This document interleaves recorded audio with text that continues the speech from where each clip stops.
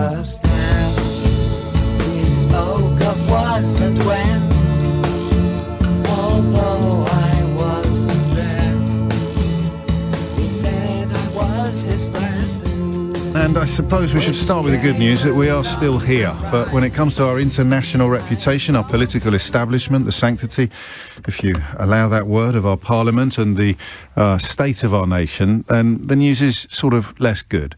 The scenes in the House of Commons yesterday, I don't know how much of them you witnessed personally, how much you heard reported later in the day after we'd said goodbye on LBC. The scenes in the House of Commons yesterday have no place in a functioning democracy. The way in which Boris Johnson infects everything and everybody he comes into contact with has, in the last fortnight, extended to the Metropolitan Police Service and our sovereign parliament. Some of the comments he made yesterday in response to the best speech by some distance of Keir Starmer's career are beneath contempt, regardless of your politics. If you care a jot for this country, not just for its international reputation, but for its national integrity, if you care one jot for this country that you call home, then you should have felt deep disgust at Boris Johnson's performance yesterday. And it was a performance, remember, prompted by the findings of a report he was forced to commission after details of countless parties that had been held in or on the grounds of his office, and which he frequently and repeatedly denied after those allegations were found to be true. It is almost impossible, even when you do this every day, and I mean that, whether you're doing the talking like I am or the listening like you currently are, although you will be invited to do the talking shortly, it is almost impossible to keep a lid or to keep a grip upon things.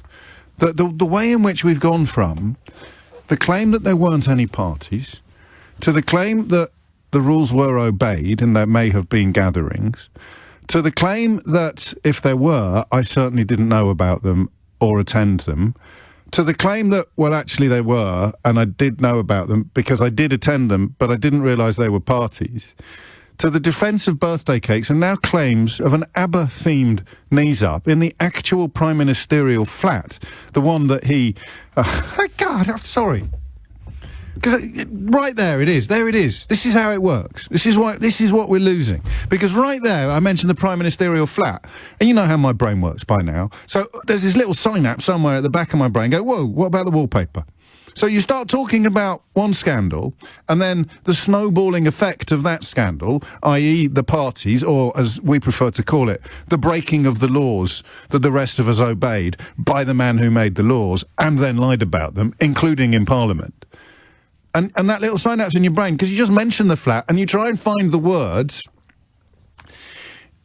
to describe the scandal surrounding the decoration of the flat, the WhatsApp that he forgot. So you can't, it's so hard to keep a clear bead ahead of you. So you start talking about one scandal, and then immediately two more have kicked in. Number one, trying to get money off a Conservative donor to tart up the flat in a way that even Dominic Cummings found to be egregious. And then number two, claiming that he had no memory of it because he had changed phones and his WhatsApp had not been transferred from one phone to this. So, and there it is already, 6 minutes after 10, and your humble correspondent has lost the thread.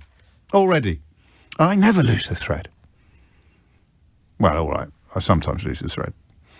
But that's incredible. So it's almost as if, and this is the challenge, of course, that the opposition faces, and that includes opposition in his own party, of which, please God, there'll be some soon, because this cannot continue. This is a national tragedy, entirely self-inflicted national tragedy now. And that's the problem that his opponents face, whether they're in the Conservative Party, whether they're on opposition benches, or whether they are the tiny little corners of the media that aren't completely in the pockets of the various non-Dom billionaires who installed Boris Johnson in Downing Street in the first place. So let's try again. This is how it unfolded. It started with denials that there had been any parties, okay? And then it shifted to a claim that there may have been some work gatherings, but all rules were definitely obeyed, to a claim that there had been parties, but they definitely hadn't been attended by Boris Johnson, to the admission that the party had been attended by Boris Johnson, and that he was under the impression that it wasn't a party, therefore his conduct was defensible, through to a birthday celebration being thrown in the presence of his wife and his interior decorator, where a cake was served, which they couldn't even attempt to defend as not a flagrant breach of all the available rules. So they instead, I just sort of hoped you'd stop talking about it and set free some of the most morally corrupt members of this profession to claim that there was nothing to see here and we should all move along and look at something else. And then this report dropped yesterday, which was a curious philosophical proposition because it was simultaneously castrated and yet powerful. It was simultaneously censored and yet stuffed with incriminating evidence. The simple fact that the Metropolitan Police are now investigating 12 separate alleged breaches of coronavirus legislation committed by the very people responsible for formulating and implementing the coronavirus legislation. That's just not normal. How many times would any other politician, any other Prime Minister have resigned over the course of the last few years? Let's say the last few months. And yet he's still there. He's still there. Like the most stubborn limpet. It's quite incredible. And what it has historically depended upon, and he is unique, make no mistake, Boris Johnson is unique. There are parallels to be drawn with Donald Trump, there are parallels to be drawn with Silvio Berlusconi, but he wears his moral corruption more lightly than Donald Trump and Silvio Berlusconi. He couches it in a sort of Benny Hill type cheekiness. Occasionally the mask slips and you see the darkness beneath the facade. But for the most part, he manages to sustain this character that he constructed presumably at prep school and fine-tuned at Eton and then took into the debating chambers of Oxford and then waltzed onto Fleet Street and from there into the mayoral office and ultimately Parliament. This very carefully constructed exterior that works a treat. You're tired. I'm tired of hearing all the stories of people who've heard him deliver the same speech on several different occasions, make the same claim of being unprepared for an event in identical circumstances on different occasions, deliberately ruffling his hair before he walks onto the stage, pretending he's forgotten where he is. And it has been lapped up for years. And yet yesterday in the House of Commons, it was just gross. When he sought to bring Jimmy Savile into his response to Sir Keir Starmer, I feel a new depth was plumbed, even by the standards of Boris Johnson in the era of Brexit. That was just gross. Absolutely gross. It's a lie. It's a proven lie. It's an established lie, lifted wholesale from the darkest corners of the far-right conspiracy media. Well, do you know what? On the one hand it is. On the other hand, and this is why it's interesting to hear that he's rehired some of the people responsible for perpetrating the disasters that Boris Johnson is always at the helm of, it was not dissimilar from the claims that Gordon Brown sold all the gold or Hillary Clinton's emails. They put something out there with the tiniest scintilla of truth, in this case being Keir Starmer was Director of Public Prosecutions while Jimmy Savile was alive. So you have this tiny little wafer-thin scintilla of truth and you feed it to people in the hope that it will grow into a huge and damaging lie. And you expect it from racists on Twitter. You expect it now, sadly, from people who work for these websites masquerading as news organisations that deal in little more than tittle-tattle and racist provocations. You expect it even now from newspaper columnists who frankly should know better. There's one in the Mail today who's written an entire column about what would have happened if Remain had won the referendum. And that's not even a joke or a parody. It's like, what can I do? Well, how can I possibly cling to the idea that I'm not part of a national disaster, that I don't bear as a prominent columnist on this particular newspaper? How can I possibly escape the obvious conclusion that I bear personal responsibility for this absolute disaster? Oh, I know. I'll write a complete fantasy about what would have happened if the Remain side had won their referendum that right up until last week I was telling everybody to stop talking about because it was getting boring. It is beyond pathetic. And it is so hard to keep this bead, isn't it? To keep this line, to keep this focus. So I think we focus on the parties. Obviously we focus on the parties. The Metropolitan Police are focusing on the parties. But what question do I ask you? Don't take this the wrong way, but I don't think you enjoy listening, and I don't enjoy asking to the same variations on the same answer to a similar question ad infinitum. How angry are you on a scale of 1 to 10? What's the bit that makes you angriest? I'm interested in what's happening beyond Parliament. I am interested in what's happening in the minds of people who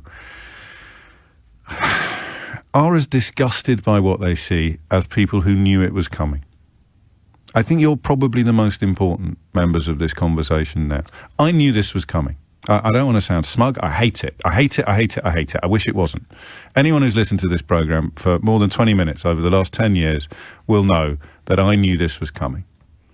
I knew that if you put him in Downing Street, all of this would happen. Quite what flavour it would be and how it would be packaged and what the issues would be, I obviously could not know. I'm not clairvoyant. But the knowledge that Boris Johnson corrupts and infects every single thing into which he comes into contact has now extended absolutely to the office of Prime Minister and the Queen. Let's think about that for 5 seconds. The office of Prime Minister and Her Majesty the Queen, polluted by Boris Johnson. The Queen misled into authorising the proroguing of Parliament. Parliament yesterday reduced to hosting a Prime Minister indulging in despicable lies punted on social media by despicable people. Every single thing he touches, he pollutes. So how do we build a bridge between those of us who knew it was coming and those of us who didn't? This is why I always make a point of telling you that I voted for him to be mayor in 2008, because there's no shame in being mugged by one of the most effective muggers in the history of British politics. The shame is in sticking with him when he's got both his hands in your pockets.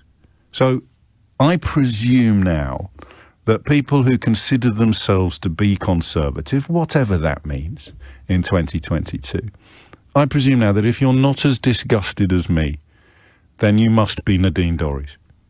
I can see very little other conclusion to arrive at than if you are not as disgusted as me by what is happening now, and by particularly what happened yesterday, then you must be Nadine Dorries. Or Michael Fabricant or Jacob Rees-Mogg. So when Dominic Raab talked earlier of MPs are behind him, I think now they are like rabbits caught in headlights. They know that there is a vehicle heading towards them at 100 miles an hour, but they're frozen. They have absolutely no idea what to do. This isn't a sympathy, by the way. This isn't excuse. This is explanation. They have absolutely no idea what to do. If they have the vaguest modicum of decency, sincerity, honesty, integrity, call it whatever you want. And listen, I know we're supposed to be tribal, but some of them do. It's buried deep now. It had to be buried deep if you wanted to stay in the party in 2019, but some of them do. They are just frozen with fear. Some of the 2019 intake will be marvelling at how quickly their dream has turned to dust. Chanting and cheering when they arrived in Parliament on the back of Boris Johnson's 80-seat majority, and now they find themselves hitched to the most appalling political vehicle in the history of our island. So what do? They haven't got a clue. They're there like little rabbits caught in the headlights. But I'm interested in everybody else. I'm interested in how hard is it to admit the scale of the mistake? And that's why I know it's a little bit self-referential, but I have to look at it through the lens of my own existence, just like you look at everything through the lens of your own existences and experiences. Can you imagine what it's like to sit here, having spent years describing Boris Johnson in forensic and irrefutable detail? Can you imagine how awful it is now to have it all come completely and utterly true in real time, in glorious technicolor, in the country that you and I both love and call home. Can you imagine what that's like? It's one of the worst experiences of my life, certainly my working life, because it is arguably even worse than we feared now. So, a little letter from the Telegraph this morning. As a habitual Conservative voter, I can say that yesterday in Parliament, Sir Keir Starmer spoke for me. I abhor the notion that this Prime Minister represents our country on the international stage. When will he get the message? And that's your question. When will he get the message? 0345 6060 973. And as a habitual Conservative voter, did Sir Keir Starmer speak for you yesterday? 0345 6060 973. And because I like to do things in threes, as a habitual Conservative voter, have you now reached the end of your tether? And if you haven't, I appreciate I haven't made you feel terribly welcome, but you are. If you haven't reached the end of your tether yet, tell me why, please. If I promise not to interrupt, will you promise to give me a really careful and thoughtful analysis of why all of what's happened is not enough for you to change your view? Cometh the hour, cometh the man. Thank you, Mr. Speaker. I'd like to thank Sue Gray for the diligence and professionalism with which she's carried out her work. It's no fault of hers that she's only been able to produce an update today, not the full report. The Prime Minister repeatedly assured the House that the guidance was followed and the rules were followed. But we now know that 12 cases have reached the threshold for criminal investigation, which I remind the House means that there is evidence of serious and flagrant breaches of lockdown, including the party on the 20th of May 2020, which we know the Prime Minister attended, and the party on the 13th of November 2020 in the Prime Minister's flat. There can be no doubt that the Prime Minister himself is now subject to criminal investigation. The Prime Minister must keep his promise to publish Sue Gray's report in full when it is available. But it is already clear that the report discloses the most damning conclusion possible. Over the last 2 years, the British public have been asked to make the most heart-wrenching sacrifices. A collective trauma, endured by all, enjoyed by none. Funerals have been missed, dying relatives unvisited. Every family has been marked by what we've been through. And revelations about the Prime Minister's behaviour have forced us all to rethink and relive those darkest moments. Many have been overcome by rage, by grief, and even guilt. Guilt that because they stuck to the law, they did not see their parents one last time. Guilt that because they didn't bend the rules, their children went months without seeing friends. Guilt that because they did as they were asked, they didn't go and visit lonely relatives. But people shouldn't feel guilty. They should feel pride in themselves and their country, because by abiding by those rules, they've saved the lives of people they will probably never meet. They have shown the deep public spirit and the love and respect for others that has always characterised this nation at its best. Our national story about COVID is one of a people that stood up when they were tested. But that will be forever tainted by the behaviour of this Conservative Prime Minister. By routinely breaking the rules he set, the Prime Minister took us all for fools. He held people sacrificing contempt. He showed himself unfit for office. His desperate denials since he was exposed have only made matters worse. Rather than come clean, every step of the way, he's insulted the public's intelligence. And now he's finally fallen back on his usual excuse. It's everybody's fault but his. They go, he stays. Even now, he is hiding behind a police investigation into criminality, into his home and his office.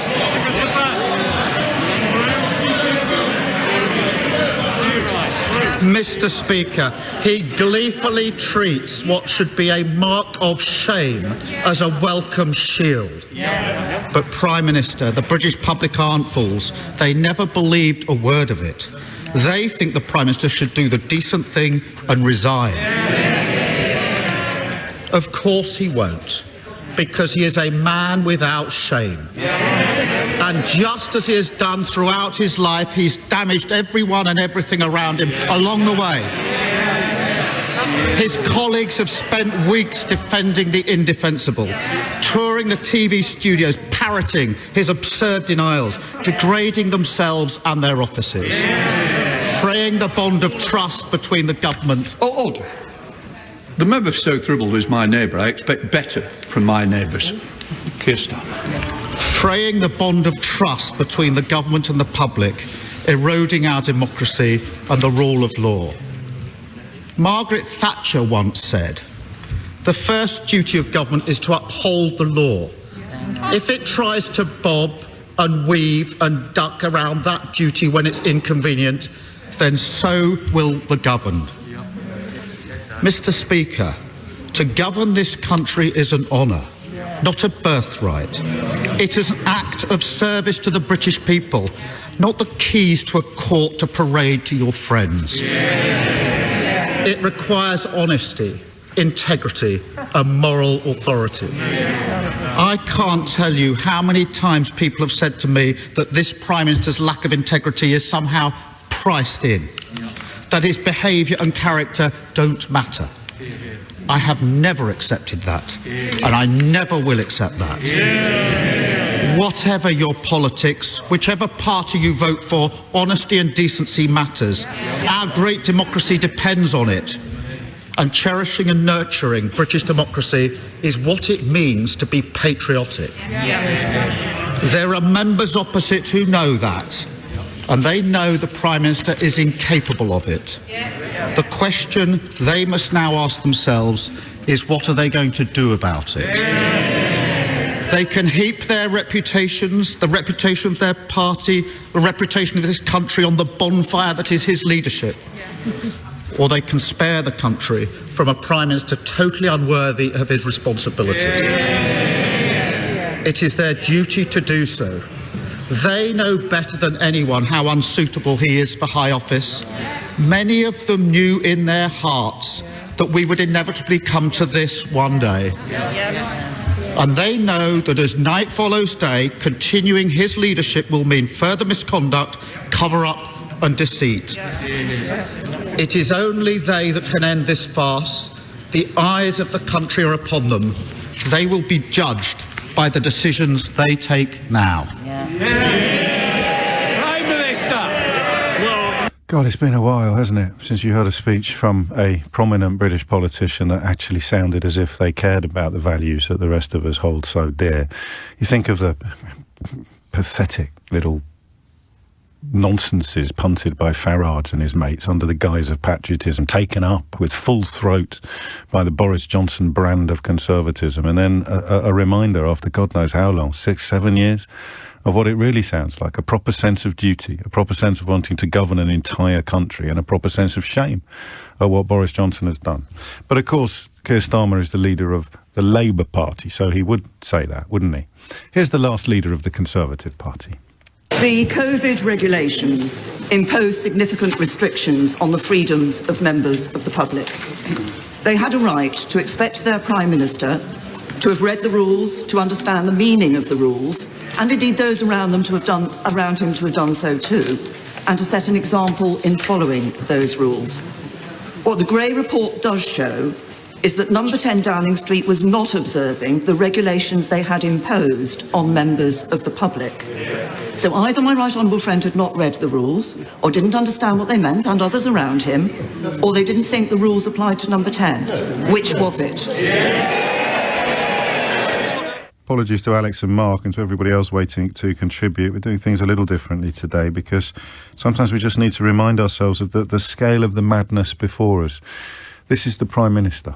This leader of the opposition, a former Director of Public Prosecutions, Mr. Speaker. So he spent most of his time prosecuting journalists and failing to prosecute Jimmy Savile, as far as I can make out, Mr. Speaker. A blatant and proven lie, defended perhaps inevitably. Well, I don't need to tell you who by. One of the things the Prime Minister said today in the House of Commons that was basically untrue, and clearly untrue, was his allegation that Keir Starmer was responsible for not prosecuting Jimmy Savile. How can you have a Prime Minister just repeating fake news like that? Oh, I have no idea the background of Keir Starmer, and I know it's that not true, and the Prime Minister repeated it. It's an old meme that's just repeated by... Well, you know, there were things that Keir Starmer theorists. said that someone who was the former Director of Public Prosecutions shouldn't have said at the dispatch box. He didn't say anything that wasn't true. He shouldn't have prejudged what a Met investigation was going to He didn't say anything that was untrue. Well, Boris Johnson said something that was untrue. He said things that were misled the House inappropriate. today. I don't believe that's the case. Well, it is what you're saying, that Keir Starmer was responsible. I don't for know. not I don't know the prosecute. details. Well, that's what the Prime Minister said. But I don't, you haven't heard he your shouldn't word have for said it, should he? Well, I think there are lots of things that Keir Starmer shouldn't have said. Well, there are clearly things that he said that aren't The true. Prime Minister Now, whether tells the truth. whether they were deliberate lies or not has yet to be established. But he's clearly said things to the House that were not true. The Prime Minister tells the truth. There it is. That's the moment at which you ignore the evidence of your eyes and ears, right there, from a Cabinet Minister. The Prime Minister tells the truth. The Prime Minister, everybody knows, has lied. Everybody knows that. The only reason Ian Blackford got thrown out of the House of Commons yesterday was because of historical traditions of etiquette in Parliament. Everybody knows he's lied. But the Secretary of State for Culture, Media and Sport, and remember, she's not shy about trying to get journalists sacked if they do things she doesn't like. Krishnan Gurumurthy there, a bit like Keir Starmer, reminding us what the real deal looks like. No wonder he's just been nominated for a Royal Television Society Presenter of the Year award. That is, I'm going to play you that again because I hadn't fully addressed the sheer scale of the delusion here on the part of a Cabinet Minister. All right? Just listen to it. Boris Johnson, let's just run through it quickly before we hear her defend it. Boris Johnson insisted there were no parties, then said that there had been gatherings but the rules were obeyed, then said that there had been parties perhaps and he was very furious about it, but he certainly hadn't been anywhere near them. Then said that he had been to these parties, a party, some parties, but he hadn't realised that the one he was absolutely busted for attending had actually been a party. He thought it had been something other than a party, even though everybody else there thought it was a party.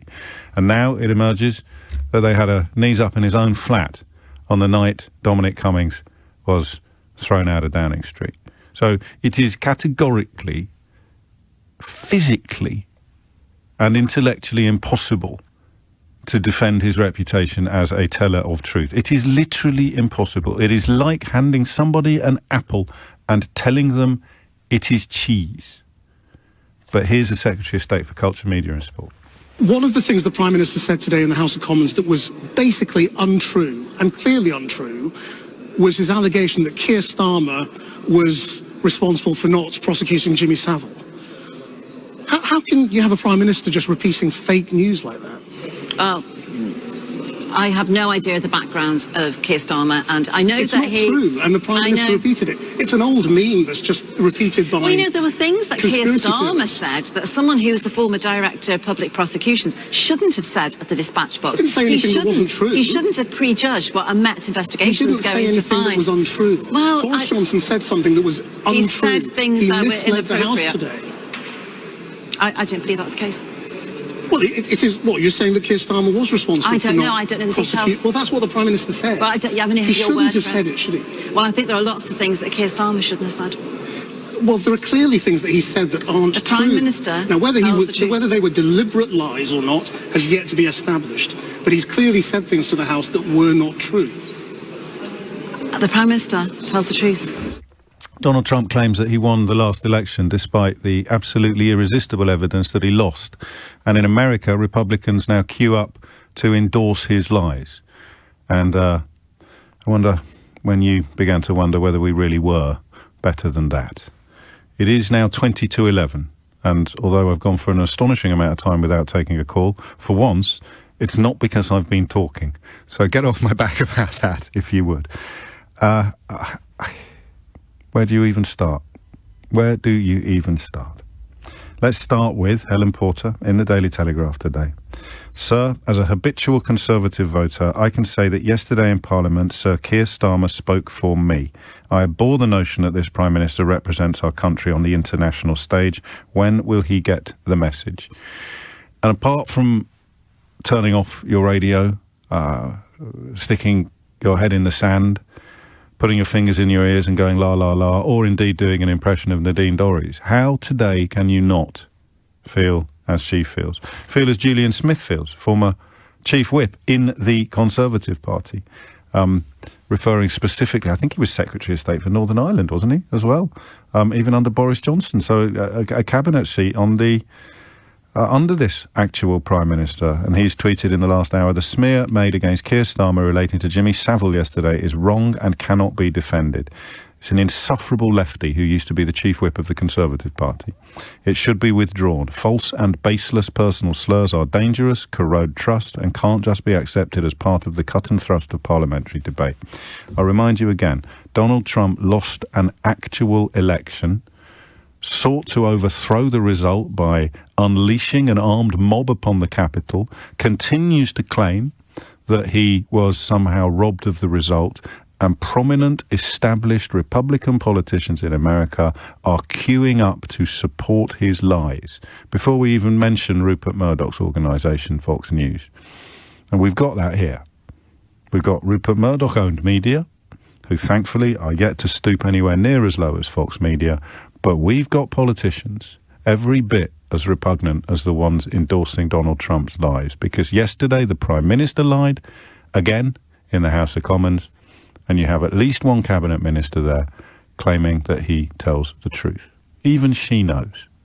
Even a bear of so little brain must know somewhere inside that he doesn't. Anyway, over to you.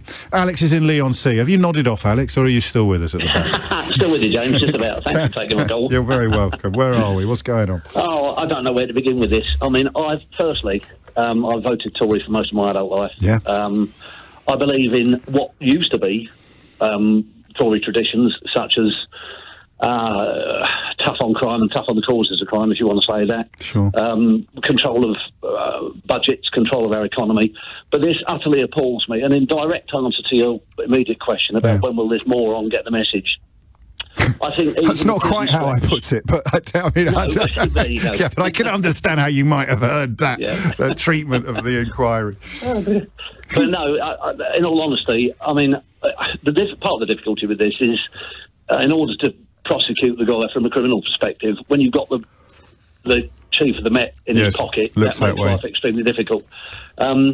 But I'm appalled at all this. I mean, even a prison stretch wouldn't do for the man unless it was in excess of 5 years. When did you snap? Get the message in. When did you snap, if you don't mind me About asking? 3-4 weeks ago, to be honest with you, once all this started to tumble out. Yeah. But there are a number of alarming things about this in terms of erosion of public confidence in our democracy, in terms of the erosion of everything we hold dear in terms of freedoms, in terms of the recognition of the rule of law.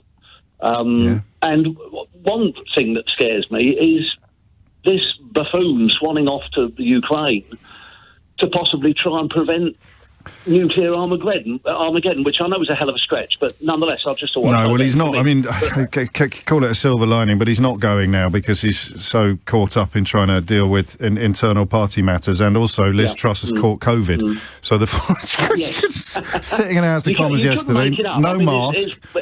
It's Billy Smart's circus, but... Isn't it? Can you do me a favour? Can you do me a quick favour? Can you just address briefly other lifelong Conservative voters who are listening to this programme while simultaneously texting me to tell me that they're turning it off, but we both know they're not. Can you just tell them, help them get to where you've got to? I think you have to recognise, firstly, the difference between right and wrong. The man's a proven liar, as we all know, and if you can't recognise what's good and bad for the nation, I mean, the answer is the ballot box, but that's too late. That ship has sailed. I mean, we can get rid of this absolutely appalling shower of liars, cheats and charlatans in 2023 or 24, whenever the next election comes around. Or there may be an Augean stable type leadership. You could perhaps replace him with someone who would wash away all that has followed. But final question, how tarnished is everybody else?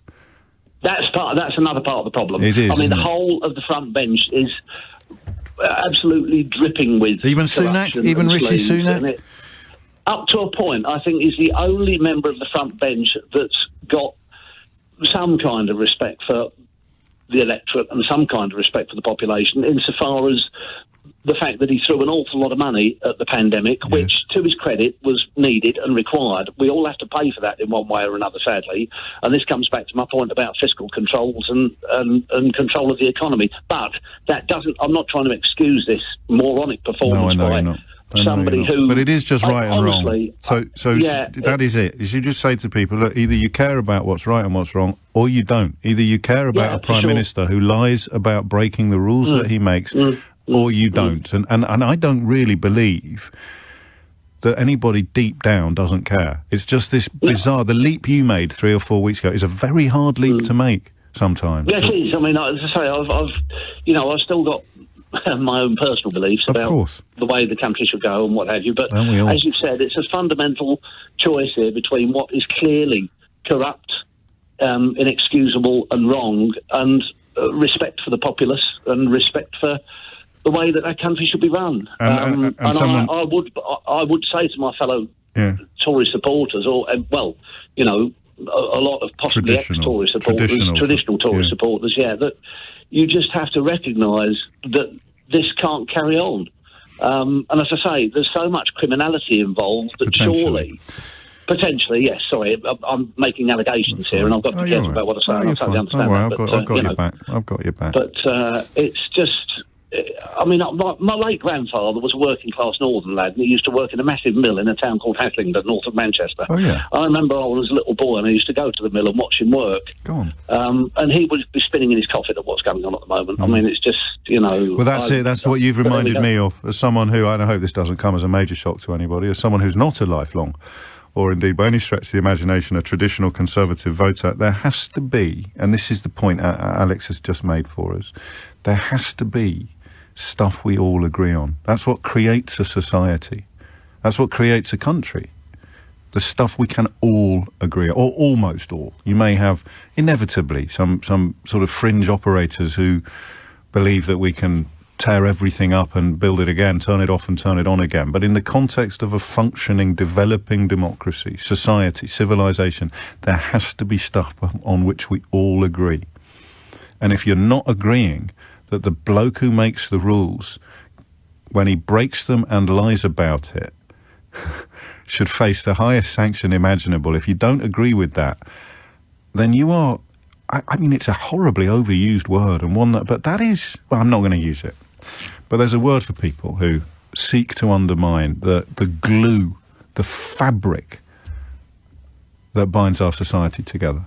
And it is the question of how. I listen, it's a slightly pithy phrase, but I do think it forms the basis of the question that intrigues me the most this morning.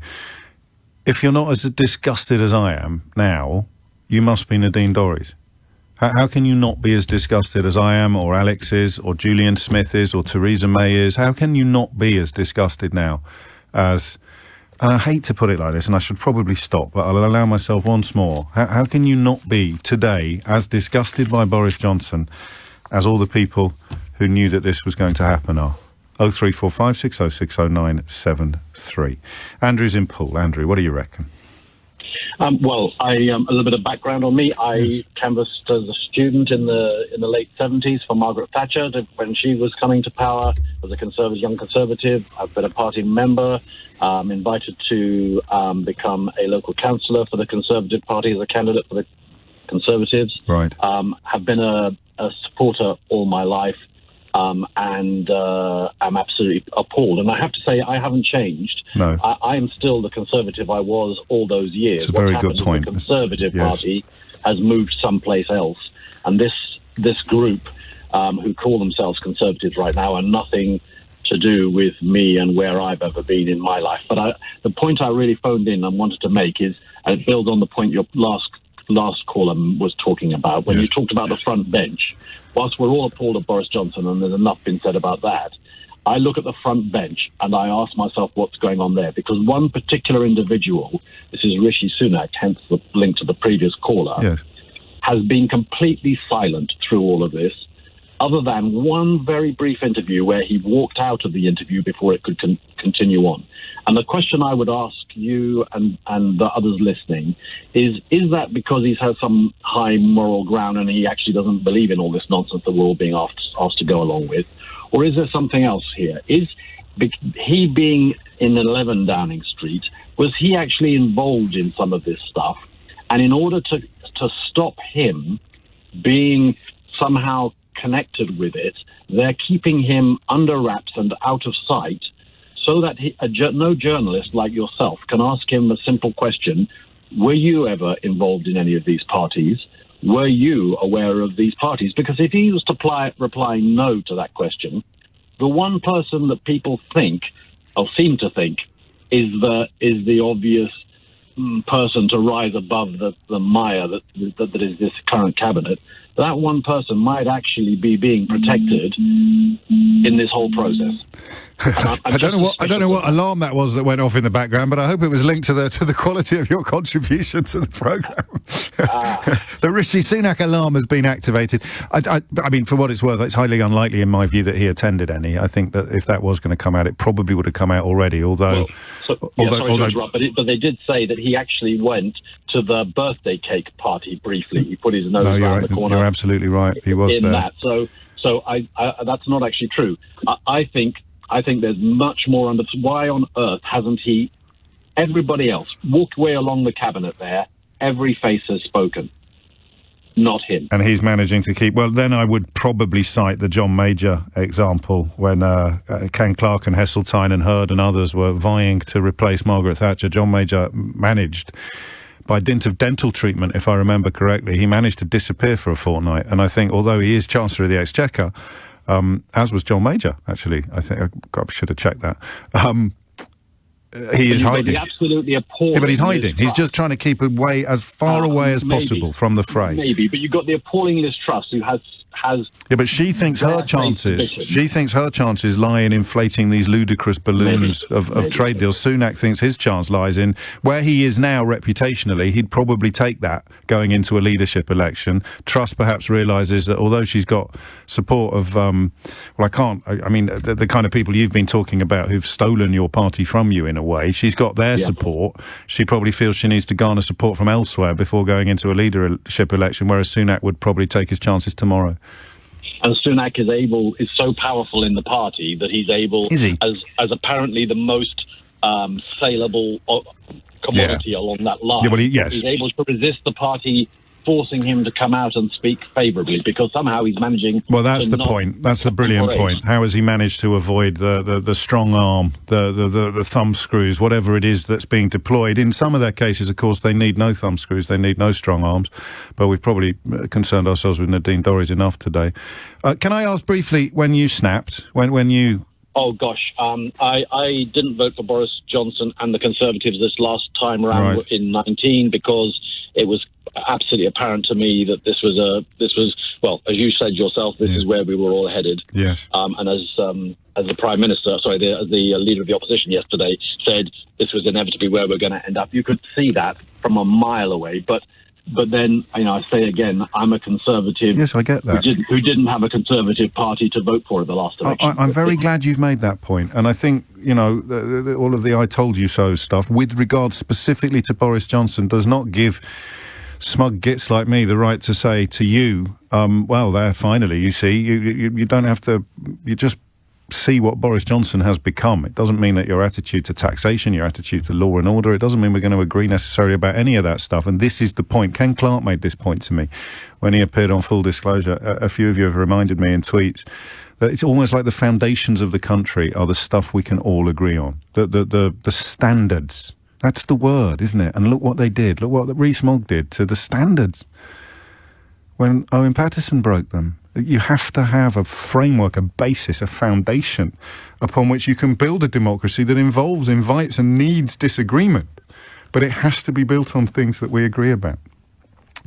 So we don't have to agree about everything. God, that would be boring. But we have to agree about standards. And if we can't agree upon the basic unacceptability of a politician, never mind a Prime Minister, who lies and lies and lies again, then we've got a major, major problem.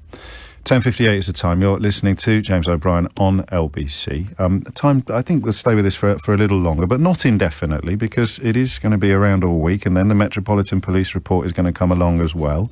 And I think our kind of mental equilibrium sometimes demands a little bit of diversity in the conversational fodder. Although when I tell you what I've got in mind, you may not believe me. There's a rather wonderful story about straight white men being charged more to get into nightclubs than anybody else. And I said to the producer this morning, we are going to reach a point in the next... And I could tell from her face she was thinking, we've already reached it, mate. I said, we are going to reach a point where the fact that I used to know a lot about nightclubs is going to become irrelevant. In the way that a few years ago when we were talking about universities and I realised that my student experience was actually irrelevant now. And you hear people on the radio who think that things they experienced in the 1970s, or you read articles more pertinently in the Daily Mail, columns in the Daily Mail by people who think the world should still be framed as it was in our youth. And I am perhaps today going to find out whether my fond but increasingly distant memories of nightclub culture have any place at all in talking about the decision of a so-called woke disco to charge different prices according to race, gender and sexual orientation. It's a bit of a humdinger, isn't it? But for now, we'll stay with the politics. Keen to find out a little more about that independent police inquiry into... Because that's our local station. They're the ones that's slightly worrying. They're the ones...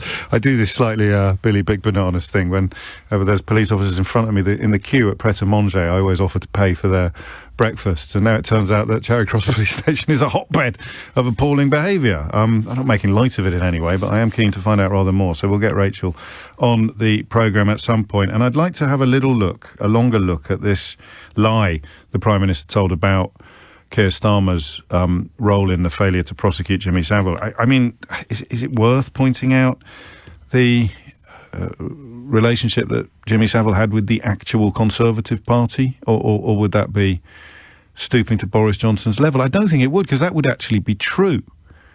So didn't he spend... I think he spent Christmas with Margaret Thatcher and stuff like that. I don't know. I'm just saying that I'm keen to find out a little bit more about the precedent of a lie of such crassness. Something that I've read this morning in a few places. He was warned not to do by his advisors. Don't go there. But you always go there, don't you, if you're desperate, if you're like a cut snake, if you're fighting like a cat in a sack and you've got no moral compass or integrity at all, you'll say and do anything to get yourself out of trouble. How many times have you heard me say that? And speaking of things you've heard me say, thank you to everybody who's suggesting that I should be invoicing Keir Starmer's scriptwriters. I don't know about that, but it doesn't matter, does it? I think if it's effective and it works, doesn't matter where it comes from. And I'm sure he writes his own scripts and speeches after all. But the question of that line, the one that's going to stick, because it gets more evident, more clear every single day, that he corrupts and pollutes every single thing and every single person that he comes into contact with. So now you have Parliament polluted and you have senior Conservative MPs queuing up to condemn him for that particular act. Because when you're trying to wriggle out of an indefensible position, when you are trying to defend the indefensible, all bets are off. And this is what I mean about the foundation stones of civilization. This is what I mean about the standards upon which societies are built. So it's an unpleasant facet of political discourse that we always let the perfect be the enemy of the good. Oh my God, you did something in 1973 that you now regret and I disapprove of, therefore I can never take you seriously about anything. It's pathetic. It's childish, and it's not really proper politics, but it is a direct consequence of a tabloid culture that we live in. And that includes people who think they're far too clever to fall for tabloid cultures. They're just as bovine and shallow as the people who swallow it wholesale every single day. But you have to have standards. You have to have a bedrock. When you start dismantling the bedrock, when you have a cabinet minister saying, after the Prime Minister has lied in the House of Commons, the Prime Minister tells the truth, the bedrock is breaking. And you can see how quickly it can break by glancing at America, where Republicans now, desperate for an endorsement from Donald Trump, are being essentially ordered. The only way you're going to get it is by endorsing my lies, Donald Trump's lies, about the last election. An election that he effectively tried to overturn. The evidence now is becoming insuperable. by inciting that mob to march upon Capitol, to storm the Capitol building, baying for his vice president's blood. That's how quickly it can fall in a Western democracy. Incredible. So the lie about Starmer, possibly a much bigger deal than we allow. And then you've always got that little voice in the back of your head. I must stop telling you about the voices in the back of my head. You'll be getting the wrong idea soon. But the worry that he's introduced it to public discourse when we talk about it, even if we're doing, and I think Krishna Guru Murthy got this absolutely bang on. You don't give them balance, you don't give them wiggle room, you don't treat it as an opinion to which Nadine Dorries offers up the counterbalancing opinion. Here is the truth, here is a lie. You don't get to say, well, that's your opinion. It is true or it is not true. There is truth and there is untruth. All together now? And if you can hang on to the truth, even if you are the only one, you will not go mad, as George Orwell almost said. So I thought Krishna nailed that, as they so often do on Channel 4 News last night. But the rest of the media won't. I talk about it. People have never heard it before. People who missed it yesterday, suddenly the two names are linked in the public consciousness. That's the plan. That's how it works. That's the Trumpian model. That's what Johnson does. And when he's desperate, there is no barrel with a bottom so low that he won't scrape it. 8 minutes after 11 is the time. Bart's in Crawley. Bart, what made you pick up the phone? Good morning. Hello. Let me start with a little bit of disclosure. I did vote for Boris last time around, so I'm a bit of the problem myself. But I vividly remember moving to the UK over 20 years ago with no English. And frankly, I did it to escape the dangers of populism, lies and corruption. And I truly felt blessed to live in this country, even through the needless self-flashing of Brexit. I did stand by this country. And it's always been in my head that I live in a fully fledged democracy where the rule of law mattered.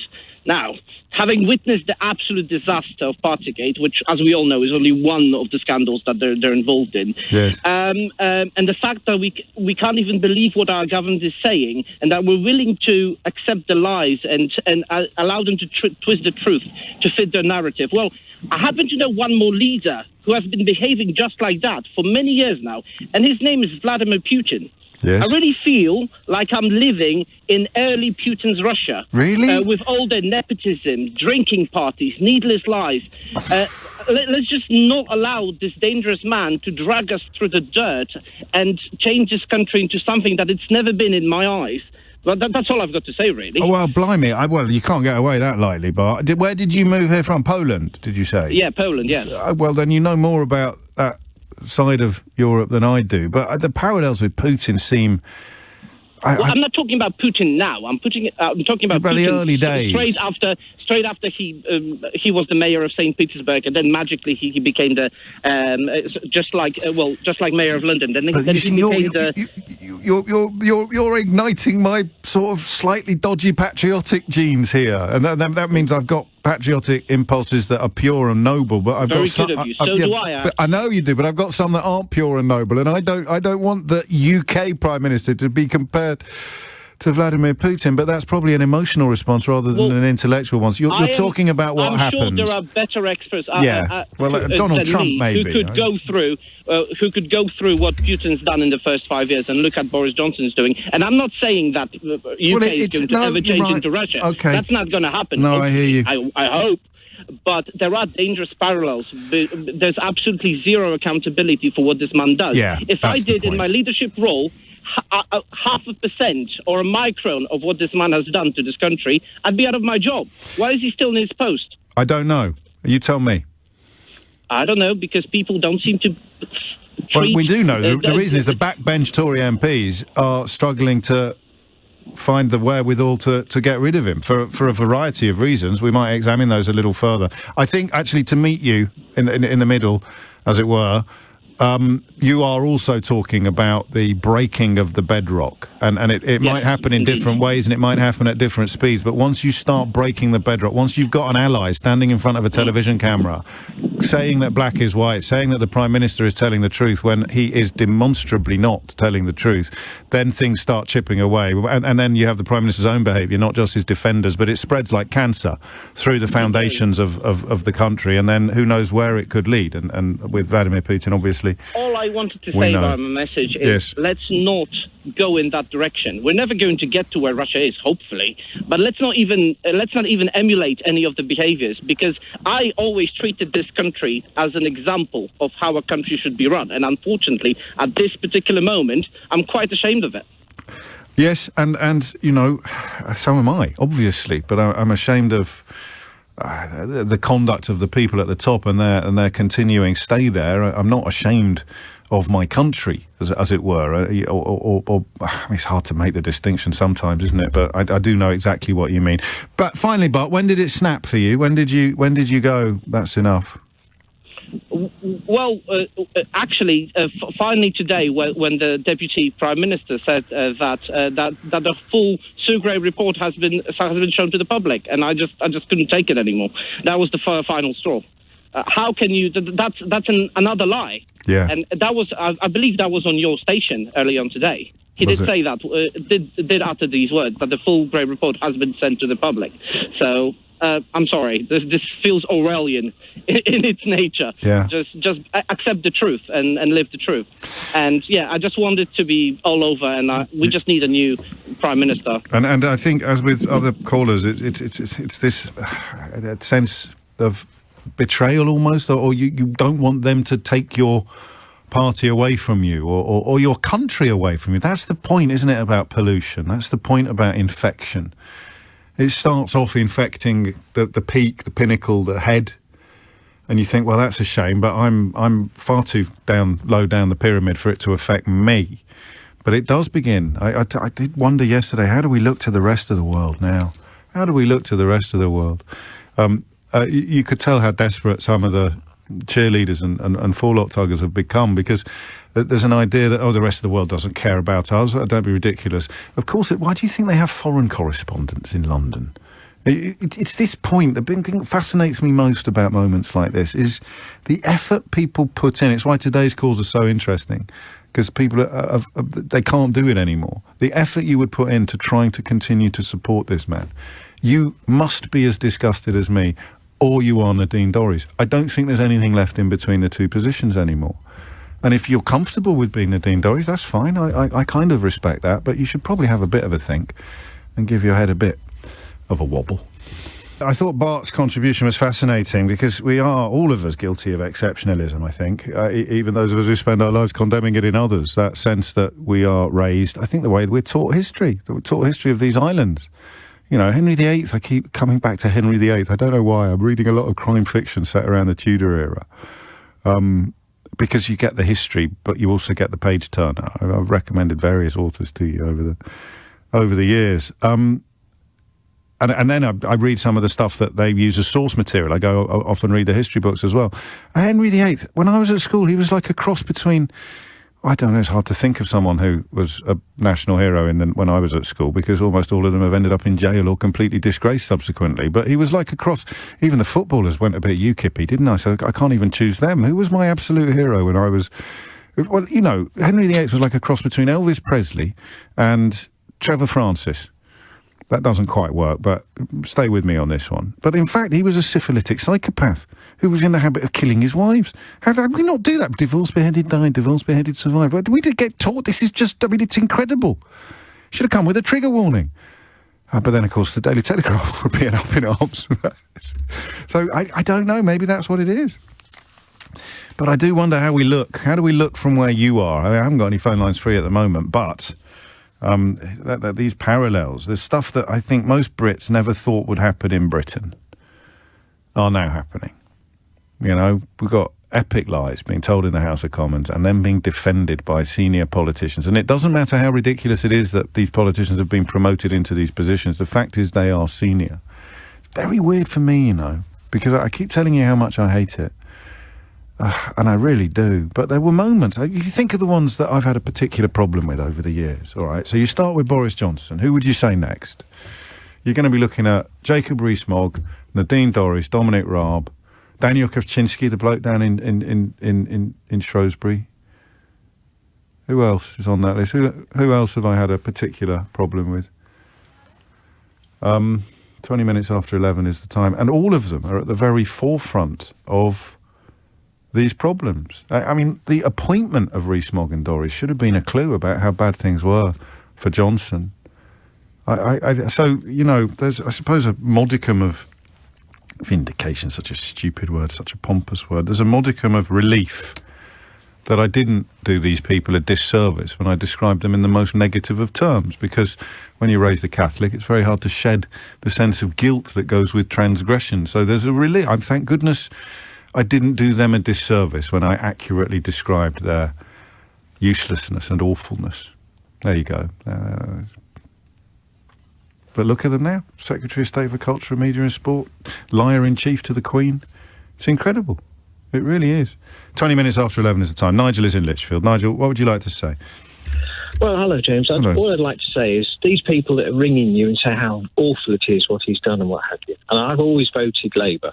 I'm a wealthy man and I've never voted Conservative ever in my life. Right. But these people knew what they were getting. Brexit, what did they think Brexit was? Just full of racists anyway. That's all they were doing. And it was all down to Conservative Party. So all these people have voted Conservative, voted for Boris, and then they turn around when he does something quite normal for him. Yes. And then they go, oh, isn't this awful? Isn't this awful? We must get rid of him. What did you expect you were getting? If you marry a mass murderer, there's a chance he might murder you. Had you got that one ready before you came on, or did you just pluck it out? He just plucked that one out. Welcome to my world. I mean, obviously you're not wrong, and I was gearing up to challenge some of what you said, but you just pulled the rug from beneath my feet with that final analogy. I don't think we can afford to be scorched earth about it. I tried to allude to this loosely earlier when I talked about people who think you've got to be 100% on side in order to be... You're talking almost about ideological purity. Are people not allowed to change their minds, Nigel? Are they not allowed to regret previous actions? No, not now. Not after Brexit, no. Not with this particular political episode, No, you mean? you're not. Because it was so No. obvious and so huge. Yes. Well, I normally point out at this juncture the role that the media played in this, and I have sympathy for people persuaded by pretty much every organ or output that they ever encounter, telling them that this is a brilliant idea, that the European Union is their enemy, that membership is bad, that Boris Johnson is a stand-up guy who's really funny. And I know you can point at lots and lots of evidence that that was not true, but if they don't see that evidence, or that evidence doesn't reach them with anything like the volume that all the nonsense and sycophancy reaches them, you can have some sympathy for where they end up, can't you? I think I can. No, I have no sympathy at all. No, sorry. That's absolutely fine. They all knew what they were getting, and they have no right to moan. I mean, it's better that he stays, really, for the Labour Party, because if he stays, he'll make more of a mess. And so when it comes to an election, we might actually get a Labour government. You never know. I think I had the trail for Jackie Smith and Ian Dale's podcast that was examining that question as well. And of course, in the support of your rather staunch position, there were all the ones that did walk away, or the Rory Stewarts and the Anna Soubrys and the rest of them who did know exactly what was on the horizon and were not prepared to zip their mouths and sit on their hands. They were prepared to walk away rather than go along with it. And I wonder how history is going to judge them. Although inevitably, they're the kind of people that Richard Littlejohn, writing in the Daily Mail today about, it doesn't matter how bad things have gone, but when you voted for the guy I've been cheering for years from my gated community in Florida, from my home in Florida, where I also write about why no one should work from home in this country. Imagine how awful it would have been if the other lot of Conservatives that I told you to support back in 2000... Thank you, Nigel. Fairly strident Nigel there. 24 minutes after 11 is the time. Clyde is in Keighley. Clyde, what would you like to say? Morning, James. I tell you what fascinates me is I heard a stat yesterday about 60-40 think that Boris needs to resign. Now, whether that falls to 52-48 at some stage... get out of it. That's my catchphrase. I know. But I am incredibly interested in this growing rhetoric about the Remainer plot. Is it growing rhetoric? Are you sure our antennae are not too fine-tuned? I know yesterday they tried to launch this benefits business, and today the Mail has got one columnist saying, wouldn't it have been awful if it had gone the other way? Is it going to bite, do you think, this time? Is it going to work again? I'm not sure, but I remember Lord Adonis saying that if you remove Boris, you remove Brexit. And I keep this language of Remainers and this, that and the other. Hang on a moment, you've got what you voted for. And what I'm interested in is that this the totem pole that Boris has become. Is it, and let's remember the context that this was somebody who had 2 articles, one for Brexit, the night one before, against. of course. But I am hearing people give this sympathy about, well, we need to keep him around and what have you. And is it this strong need that he symbolises? He's the totem pole that says, well, look, if we get rid of him, then, the magic unicorn and what have you disappears. And that's a twofold proposition, because it's partly, if we get rid of him, then, and I thought Lord Adonis's intervention was appallingly ill-advised for the record, but and not least because I don't think it's true. But if we get rid of Boris Johnson, then however you cut it, let's say it's 52%, then Brexit falls apart, which I don't think is true, but it's 48%. Well, then I'd have to really question whether or not that massive nation-changing thing I bought from him personally in 2016 is actually worth the paper that it's printed on. So it may not be that they think they're going to lose their Brexit. It's that they're going to have a long, hard look at what they bought when they've finally come to their senses about who they bought it from. Absolutely. And do you have a view that the Conservatives, do you think they're going to hang on until well, I'll read you. That they need the evidence. The locals at the moment, I think, in the absence of the Metropolitan Police report, I think the locals, the May elections, will probably be the next Rubicon, because all bets are off, all rules are broken already. Any other leader would have gone long ago. There's 2 or 3 things that they couldn't have survived, and so I don't know what rules. Well, that's the thing. When you break the bedrock of standards, traditions, expectations, rules, you lose your ability to make meaningful predictions or to make meaningful forecasts, because you're working off a well-established rule book. For example, Owen Paterson. If you'd said to me a week before the Owen Paterson report dropped, I said, well, if it comes back and he's banged to rights, they'll try and rip it up and pass. They'll try and get it through Parliament that we should abandon the entire book of standards. I'd have said, don't be silly, Clyde. They're bad, but they're not that bad. And then along comes the liar in chief to the Queen, and he tries to do precisely that.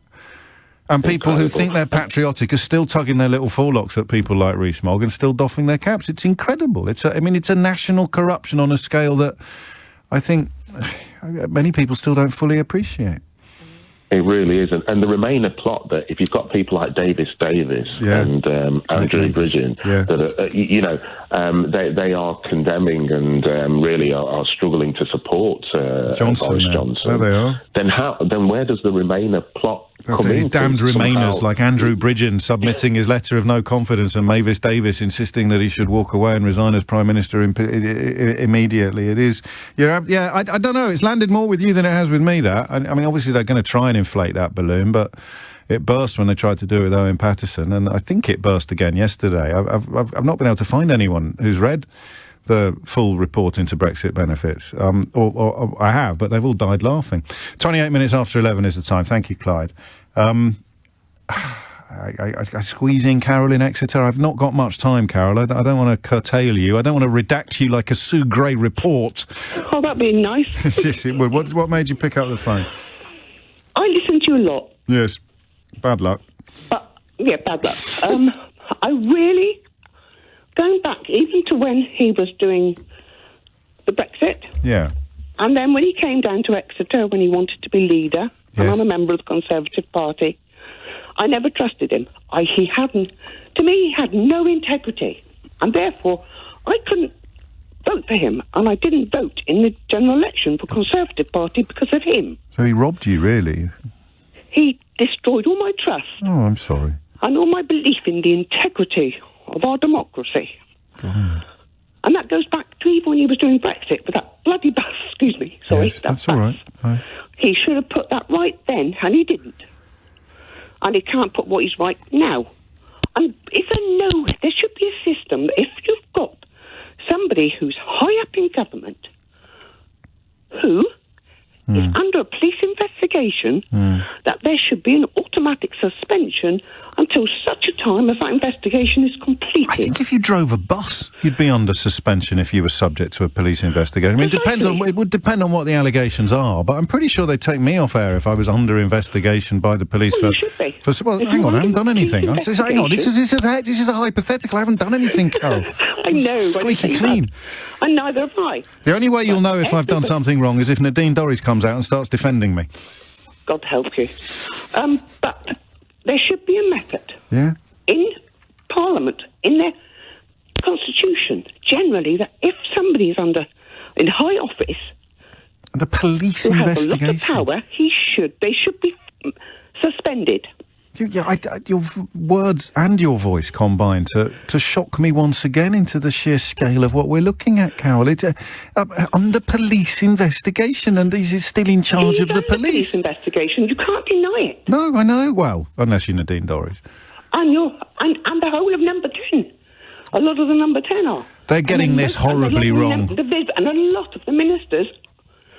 That's what I mean. Still support him. They've abandoned you, and I think they've got it wrong. I really do. I think Nigel is the only non-Tory voter to ring in today, and you all feel horribly betrayed by the upper echelons of the parliamentary party at the moment. This is a party I supported for 50 years. 50 years.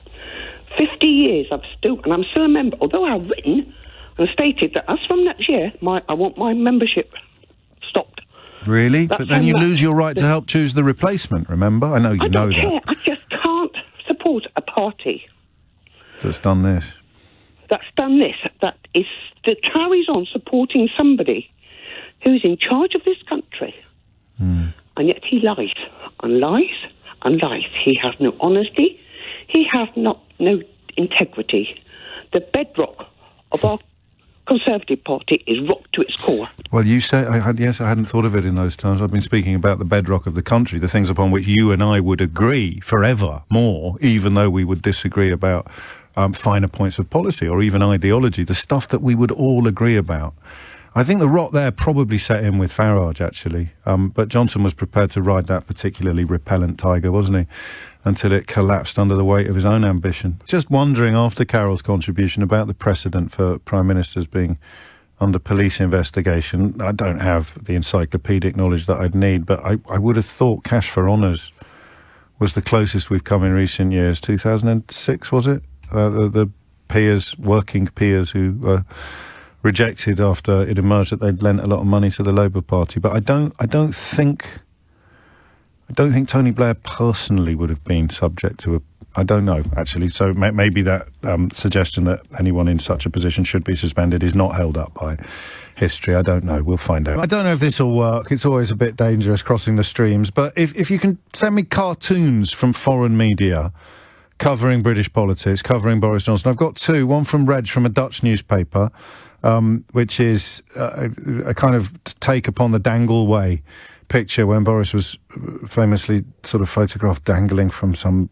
cable car and picking up on the Partygate. He's got bottles poking out all of his pockets. And there's one from so Reg sent that one in from a Dutch newspaper, and I've got another one from a South African cartoonist called Jonathan Zapiro, which has Boris Johnson coming out of a toaster as a slice of toast, with the dial moving from buffoonery through cronyism to sleaze, pandemic cock-ups, Pekka Pig episode, and Partygate, which is probably an even better. I can see why he's your favourite South African cartoonist, Marty. But equally, I am also intrigued, because the way my mind works, by the idea of having a favourite South African cartoonist. Who, pray, is your favourite? who's your favourite Zimbabwean cartoonist, or your favourite Belgian cartoonist? I don't know. Maybe you're a student of cartoons, but it is brilliant. So I'd love to see if you can get hold of it. Foreign newspaper and magazine cartoons about Boris Johnson's current travails, and we'd try and get some sort of thread put together. Why? Because it's a lot more entertaining than just reading out headlines even from François and Le Figaro and now run El País, and demonstrate my ignorance of European media titles. But cartoons might be better. 11:51 is the time. Also, they often, of course, don't need... They break the language barrier, although that South African one with the names on the dials needed to be in English. A few more calls on this, and then I think after 12, we've got quite a lot to get through, actually. I want to speak to Nazir Afzal about those Jimmy Savile comments. Nazir, of course, Chief Prosecutor in the northwest of England, while Keir Starmer was DPP, so if anyone's qualified to comment on that contribution to public discourse yesterday, it is Nazir Afzal, and I don't doubt he'll have something to say about this independent Office of Police Conduct report into the Met as well. So we'll be talking to him in the final hour, and to Theo, because we've had Treasury questions with Rishi Sunak, so be interesting to see whether our earlier caller's observation that he keeps managing to duck questions that the rest of the Cabinet are being wheeled out to field, whether that spell breaks today. And then, as I mentioned when Rachel was in the studio earlier, there is another chapter in the child sex abuse inquiry, of course, that was started under Theresa May, and looking in particular at a kind of organised crime element of trafficking, I think, and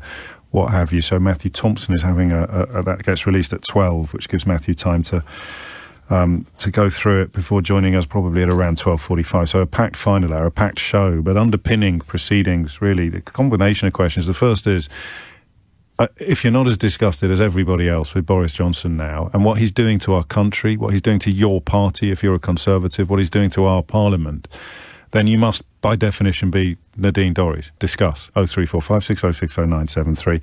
And a little side order, I think kicked off by Bart, actually, a caller who moved here from Poland 20 years ago. Just wondering how we look from the outside, although we may probably have to return to that territory tomorrow. And do tweet those cartoons. Some of you are texting them. I can't really tweet them if they sent in by text because I'm 50. At Mr. James OB is my Twitter handle. Should be following me anyway. Martin's in Madrid. Martin, what would you like to say? Hi, James. Thanks for talking to me. It was just on the topic of how you all look. Yes. To people abroad. As maybe you can tell from my accent, I'm Irish. I work as a teacher over here. Okay. An English teacher, and we have conversation classes. We talk about politics. Sometimes the name Boris Johnson comes up, and I often find that Spanish people, especially young Spanish people, they kind of chuckle when you mention his name, because I think they see him as some sort of Mr. Bean character. Yes, you know? yes. So, for a bit of perspective, like out here in Spain, I mean, it's the case in most places in the world, but here in Spain, the public's confidence in their politicians is just rock bottom. It's to do with corruption, and as well the fact that so many politicians, they're just all seen as the same, no matter what party. You've got parties across the spectrum here, but all of them are kind of presented in the same way. Yes. And I think people are just fed up. There's a lot of this fatigue with the politicians in general, and they just want something to come along and shake it up a little bit. I think just before the pandemic, around in the space of 18 months, they had like 3 general elections, and the numbers on the parties just didn't move at all throughout those elections. And people are just so fed up and so boring. And so the people I talk to in my classes, they often, you know, when you talk about Boris Johnson, they kind of laugh and think, you know, he's such a funny character. And in so many words, they say, you know, I wish we had someone like that here. Okay. Still. And this yeah. Hello, yeah. No, I'm just reflecting. Sorry. I'm reflecting on that while simultaneously going through an avalanche of cartoons from foreign newspapers that have just popped up in my inbox. But so I mean, you're talking about teenagers who are finding it funny rather than of all ages, really. No, it's mostly young people. There's a lot of fatigue among the younger generation. So the clownish antics are still overcoming the corrupt antics. On the news reports here in the evening, when they talk about what's going on there in Britain, it's only done in like 60 seconds. They don't really dive into it too much. They don't talk too much about how the public are feeling and how this is affecting, you know, the backlash from the public. Just got a funny guy who's been throwing lots of parties during lockdown. And this reminds me as well, because I lived in London before I came to live here, and the state of politics, this was like the middle of the 2000s. Yes. It was very similar, I think. Everything was so bland. The two parties were seen as the same. There wasn't much difference. And I think when Boris came along, everyone thought, oh, he's a character, he'll kind of liven things up. I mean, you can certainly say what's true is that British politics is a lot more interesting than it was maybe 15 years ago. You can't argue with that. So's American politics, though. What attitude do the people we're talking about have to Donald Trump? Do they think he's a bundle of laughs as well? Until it all went sour. Until it all went sour. Yeah, thank you, mate. Just a well-travelled man. I thought your lot... Well, oh, no, you're Irish, you're all right. We're outlawing that sort of cosmopolitan lifestyle in this country at the earliest opportunity because we need to put things in the Brexit benefits folder. Martin in Madrid. James is in Barrow in Furness. James, what would you like to say? Oh, yeah, you're right, James. Thanks for taking the call. Yeah, very welcome, mate. Thanks for calling. It's the statements is what's got me about it, like the Jimmy Savile ones. Yeah. It's like, I said this before, but like, all my family used to vote Labour. Yeah. They recently flipped, and that's why like Barrow in Furness is now Diamond Fell. I remember, we spoke before, didn't we? Yeah, and then we've got my family, I know for a fact, have this blind faith in Boris Johnson. So it's like, if he comes out and he says that in the House of Commons, I have a feeling they're going to believe it, and they won't question it. And I've been a couple of people saying that on social media. It's already being shared. It's already being inflated by people who ended up believing various other lies about the politicians they've been groomed to not like or to mistrust. It's more the desperation to keep the faith in Boris Johnson than it is a desperation to think ill of Keir Starmer. I know the two are hard to separate, but when you use the phrase blind faith, it wouldn't matter who the leader of the opposition was in this case. They would believe whatever Boris Johnson said about them because they really want to believe it.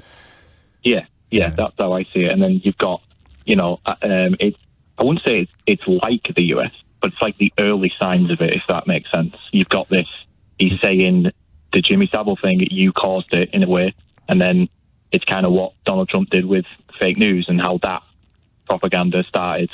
It's like the early signs of it, in my opinion. Yeah.